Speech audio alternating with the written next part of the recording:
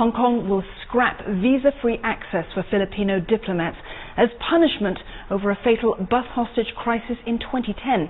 Now, Manila has refused to apologize for the incident, which resulted in the deaths of 8 Hong Kong citizens.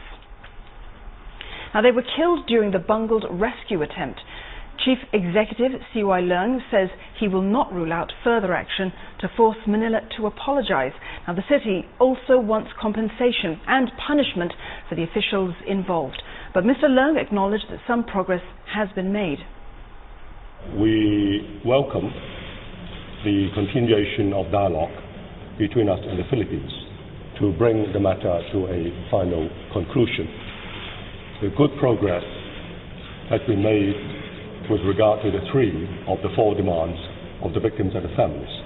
We believe that with further efforts, resolution on the final demands should also be made between us. Our Hong Kong Bureau Chief Roland Lim tells us who these sanctions will hurt the most. Relations between Hong Kong and the Philippines has been strained over this particular incident. Now, Philippine President Benigno Aquino has refused to issue a formal apology because he says the tragedy is the action of one rogue police officer and shouldn't be construed as the act of an entire nation.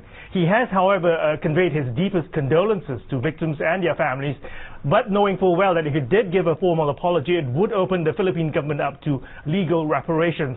Now, as for future measures, well, the suspension of visa-free arrangements for Filipino tourists would be the next obvious steps. Now, there were some 600,000 visitors from the Philippines to Hong Kong last year. And if that fails, well, the more controversial move would be to freeze applications of Filipino domestic helpers into the territory.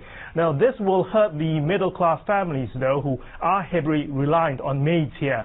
There are currently an estimated 100,000 Filipino domestic helpers currently working here.